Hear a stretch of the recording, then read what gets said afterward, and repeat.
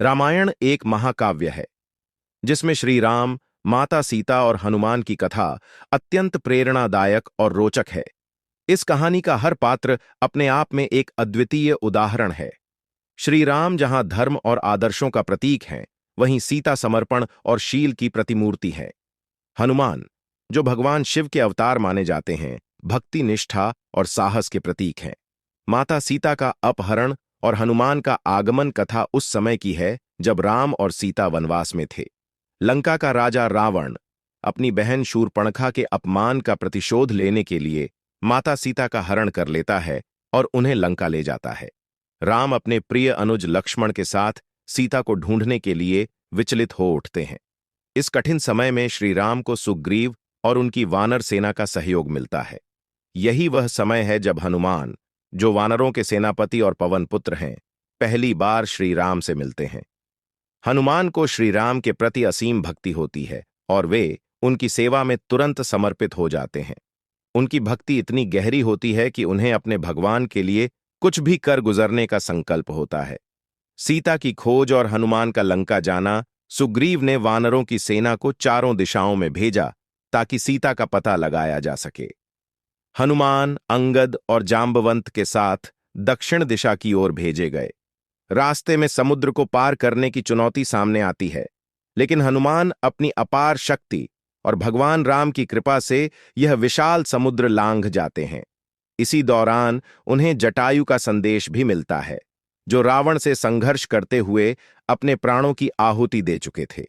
लंका पहुंचने पर हनुमान माता सीता को अशोक वाटिका में बैठा पाते हैं।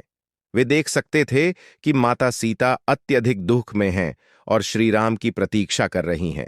हनुमान ने राम द्वारा दी हुई अंगूठी को सीता को दिखाया, जिससे उनकी पहचान पक्की हो गई।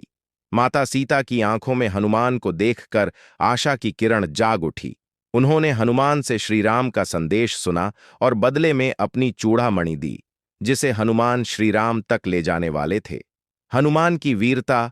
हनुमान ने लंका में सीता से मिलने के बाद अपने भगवान राम के प्रति अपनी भक्ति और शक्ति का प्रदर्शन किया। उन्होंने रावण के बाग को तहस नहस कर दिया, जिससे रावण का ध्यान उनकी ओर गया।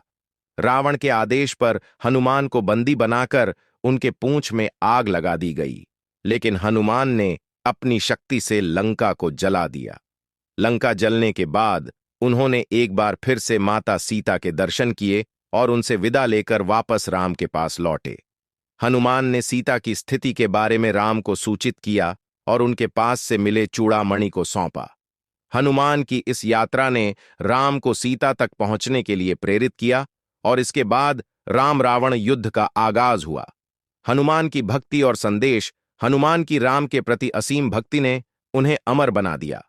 वह न केवल भगवान राम के आदर्श सेवक थे, बल्कि उनके सबसे विश्वासपात्र मित्र और समर्थक भी थे।